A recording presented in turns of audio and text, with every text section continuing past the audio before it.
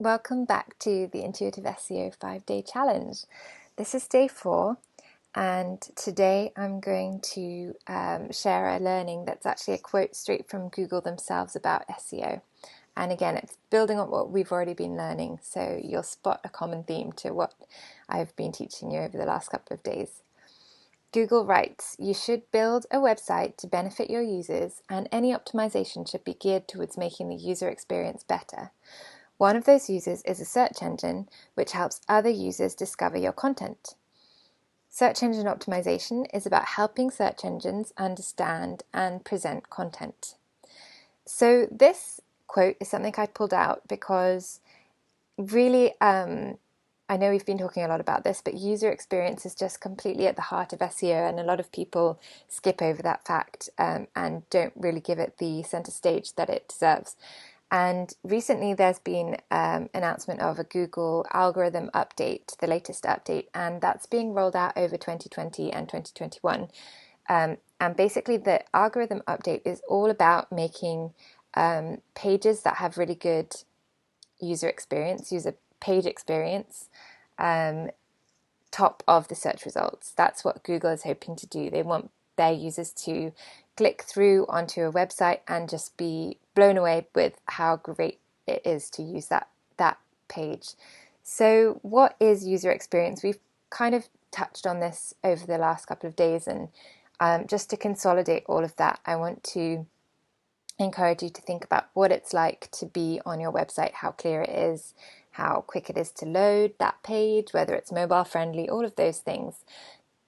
And in the action step that we're going to take today, we're going to think about which page of your website is already getting some search traffic, and how we can signal to Google that you are a great website for people to be on, that you have a great user experience and page experience on that page. There are many factors that go into good user experience, and one small factor of that is that Google will look at how long someone stays on your website. So that there's something called the bounce rate. That's when someone clicks onto your website, looks at the page, and then clicks off again.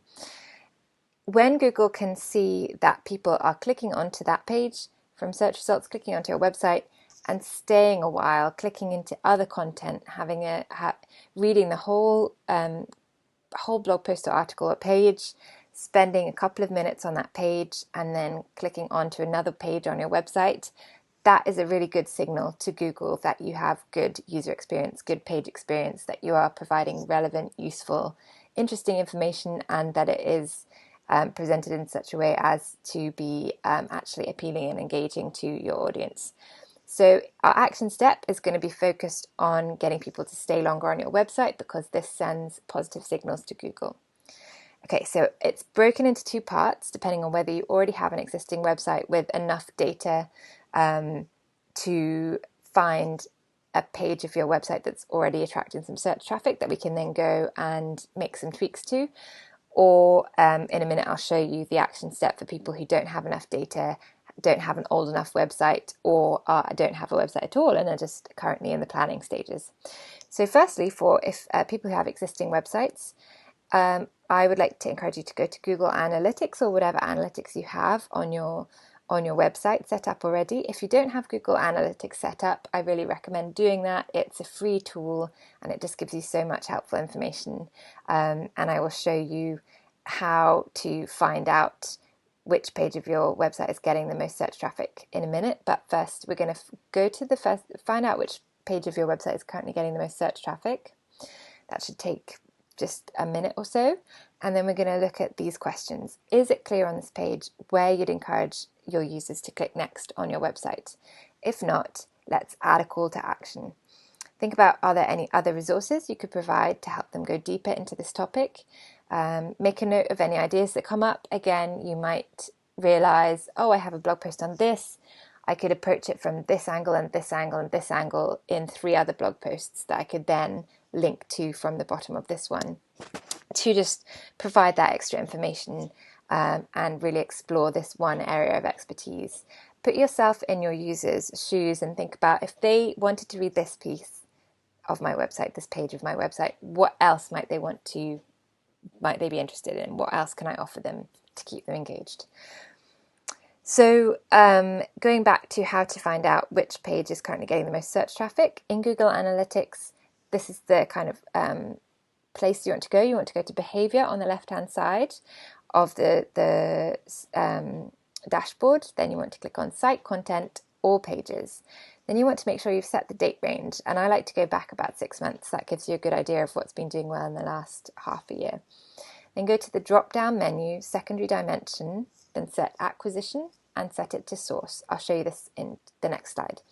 So here you can see we've gone to behavior, we've clicked on site content and then selected all pages. We've set the date range up here and then we've gone to secondary dimension here. That's a drop-down menu that I have then gone down to select acquisition and then source.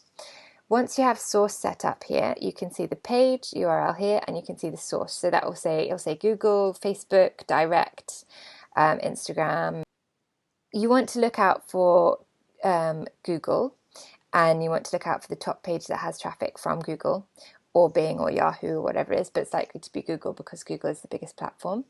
So then just a quick note here that if you see a dash, that means that's the home page. Okay, so then you've got your page.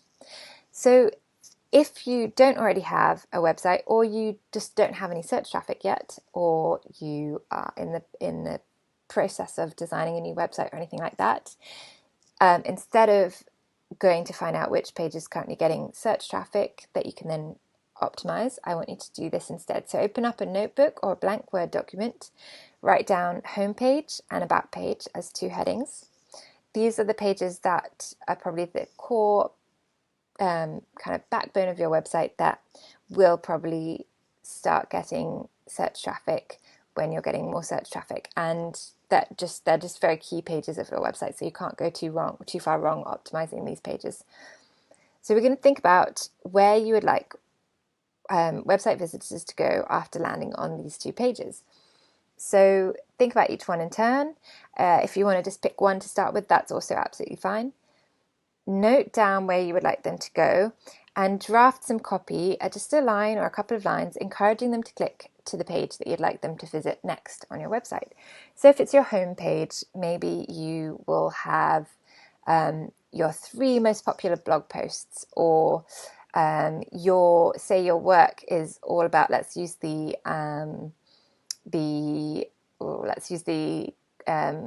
gentle parenting blog, gentle parenting tips example. So let's say that your homepage, you describe a little bit about what you do. We've already done that in the previous action steps. You are a parent yourself and you offer gentle parenting tips so that you can respect the dignity of your child, and I don't know, whatever it is, work together to encourage discipline without arguments. Or I'm not a parenting expert, so I don't know what you'd say exactly, but you get the picture.